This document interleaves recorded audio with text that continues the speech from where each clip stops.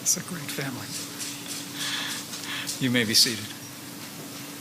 On behalf of the President of the United States, it's my honor to welcome you all today to the office of the Vice President here at the White House complex for a very important moment in the life of this administration and in our national life, as I administer the oath of office to the 27th Secretary of Labor for the United States of America, Alexander Acosta.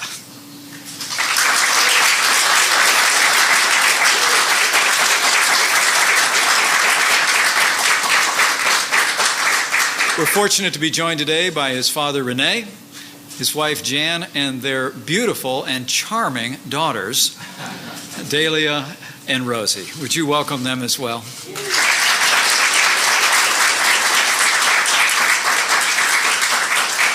I also want to thank all of our distinguished guests who have joined us for this important moment, especially Congresswoman Ileana Ros-Lehtinen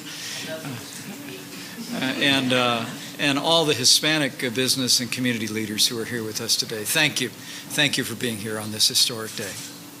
You know, this Saturday marks the end of President Trump's first 100 days in office, and as this period draws to a close, it's worth reflecting for just a moment on the optimism and the progress that is sweeping across America, thanks to the leadership of President Donald Trump. For nearly 100 days, President Trump has been delivering on the promises that he made to the American people, one after another. He picked a world-class cabinet, which we're adding to today, which is working around the clock to implement an agenda to make America great again.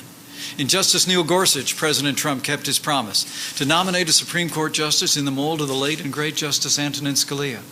President Trump has been putting America first, rebuilding our military, restoring the arsenal of democracy, and he signed legislation to give our veterans the care that they deserve. In fact, in now just short of 100 days, President Trump has signed 28 bills into law, 30 executive orders, historic numbers that show that not only is President Trump a man of his word, President Trump is a man of action.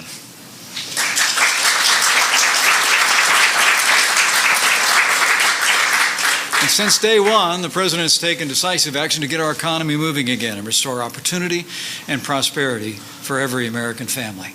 President Trump, I always like to say, has a three-part agenda: jobs, jobs, and jobs. And to kickstart jobs and growth, the President's been slashing through mountains of red tape. He's renewed focus even earlier today on American energy and American energy independence. And just a few short days ago, the President put forward a plan for the biggest tax cut for individuals and businesses in American history.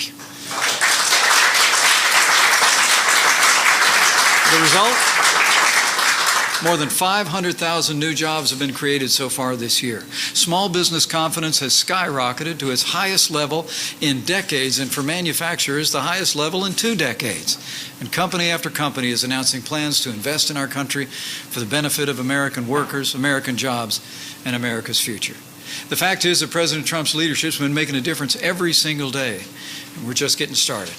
And with our new Secretary of Labor, Alex Acosta, the President and I are confident that we will accomplish even more for working Americans and job creators all across this nation.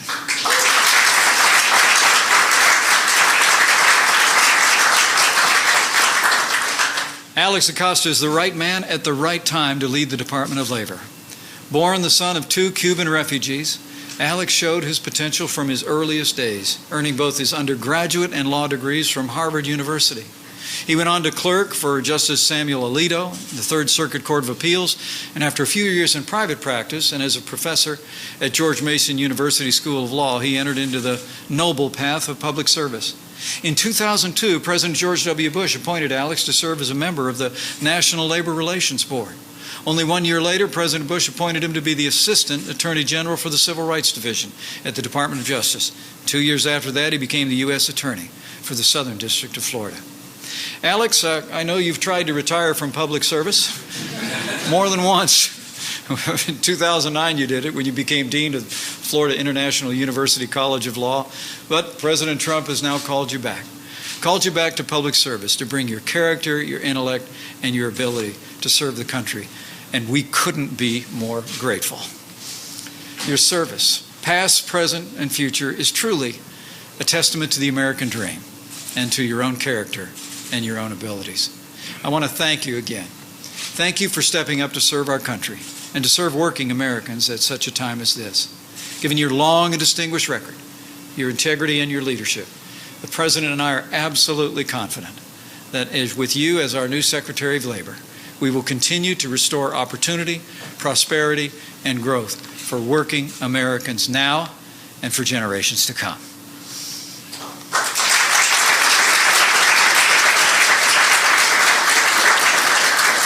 And so, on behalf of President Trump, it is my great privilege to administer to you the oath of office.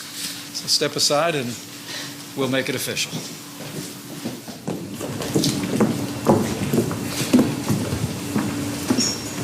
Please place your left hand on the Bible, raise your right hand, and repeat after me.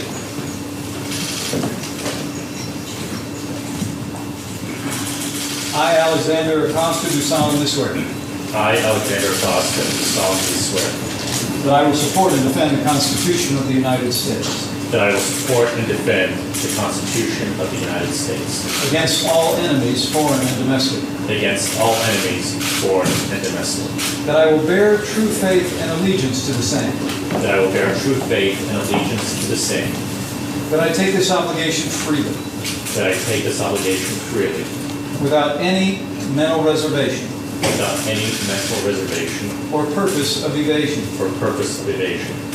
and that I will well and faithfully discharge the duties and that I will well and faithfully discharge the duties of the office upon which I am about to enter. of the office upon which I am about to enter. So help me God. So help me God.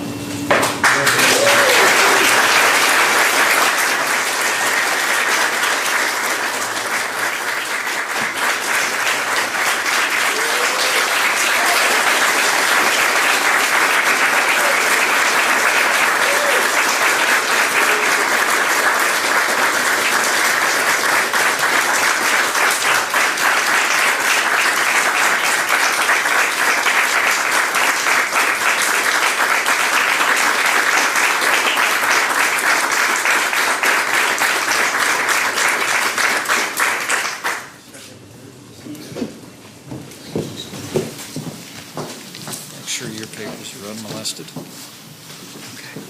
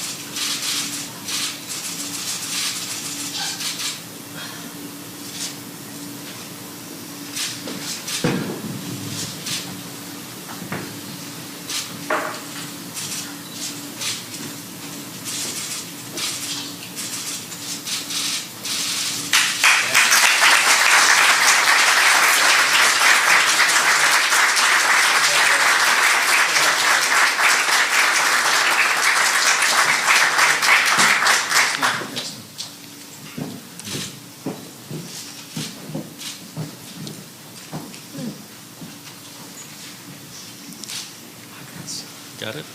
Okay, there we go.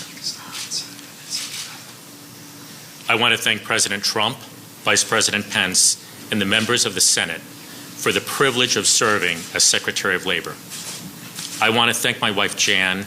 Her unyielding support and her heartfelt love means the world to me. It's amazing to be loved, and I love her back more than words can really say. And so, thank you. Thank you very much.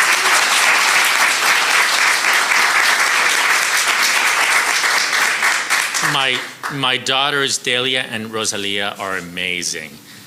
They have followed this process in their own way. When President Trump nominated me, I had to sit down and explain to them that we were, if confirmed, moving to Washington. And they wanted to know why. And so I sort of took a pause, and I tried to explain what being Secretary of Labor means in words that a 4- and then 6-year-old could understand. And this is what I said. I said, Daddy helps his students find good jobs. And so the President has asked Daddy to help people all over America find good jobs too.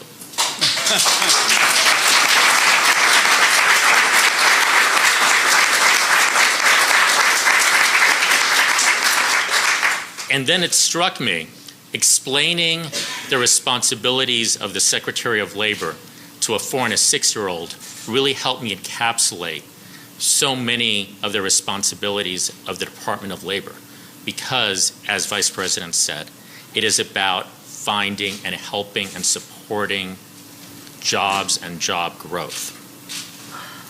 My parents fled a Cuban dictatorship in search of freedom. They met in high school, they fell in love, and they married young. Neither attended college.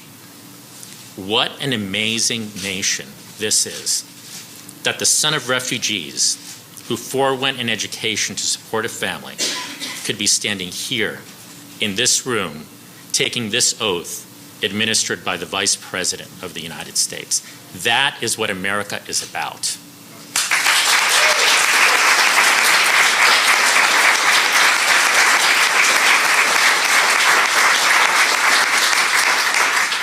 My parents' experience is part of who I am and frames my perspectives that I will bring to the important responsibilities of the Department of Labor. We have a lot of work to do. Too many Americans have seen jobs go overseas. Too many Americans have seen jobs filled by foreign workers. And too many Americans see that jobs are available, but that they don't have the skills or the experience to fill those jobs. The skills gap is real and needs to be addressed.